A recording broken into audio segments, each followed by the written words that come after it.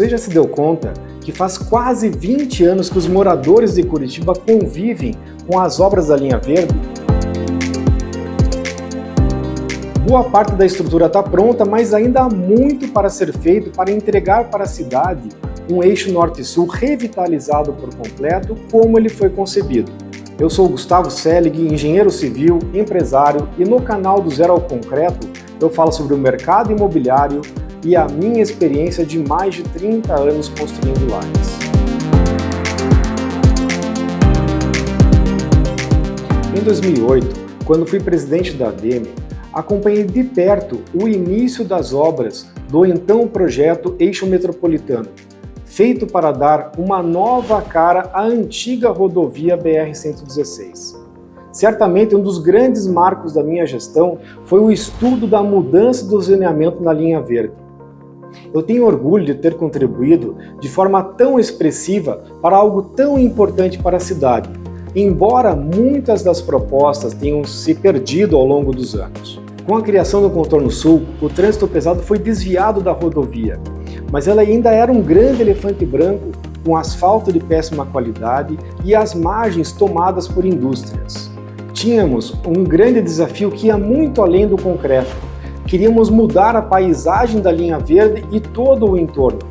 Nós fizemos centenas de reuniões com o IPUC e com a Prefeitura para buscar alternativas e incentivos para a criação de comércio e de moradias e transferir o eixo industrial para regiões mais afastadas, como a cidade industrial, por exemplo. E deu certo? Podemos dizer que sim, mas não em sua totalidade. Do ponto de vista estrutural, o plano previa viadutos e trincheiras, com passagens livres, mas na prática foram entregues muitos semáforos em avenidas de alta circulação. O resultado é o que todo mundo vê hoje, um trânsito que não flui como poderia. E agora, 18 anos depois, muitas dessas alternativas precisam ser novamente estudadas para dar uma vazão ao crescimento da região e ao grande número de carros que circulam.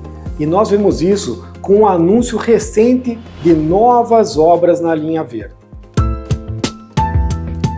Outro ponto que ainda precisa avançar é a ocupação do entorno.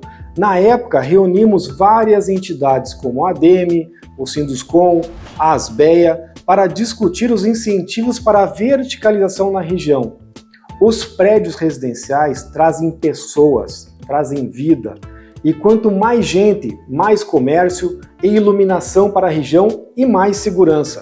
A proposta da época foi a venda de potencial construtivo para um investimento no entorno.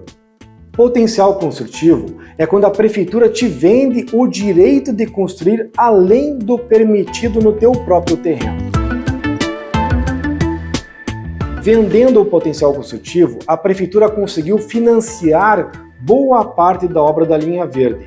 Construtoras que compraram terrenos conseguiram subir prédios além de 15 andares. O projeto trazia ainda o que chamamos de urbanização de cone, com os prédios maiores na avenida e a altura máxima diminuindo a cada quadra para dentro do bairro. O projeto, no entanto, não evoluiu, o que é uma pena porque eu acredito que ainda há muito para crescer e desenvolver na linha verde. No entanto, sobra burocracia e falta novos incentivos como esse do potencial construtivo para o mercado imobiliário da região se desenvolver ainda mais. A cidade é viva e precisa ser alimentada diariamente. E você, o que acha da linha verde? O que ainda precisa melhorar na sua expansão? Nas próximas semanas vou falar sobre as obras públicas e o desenvolvimento urbano.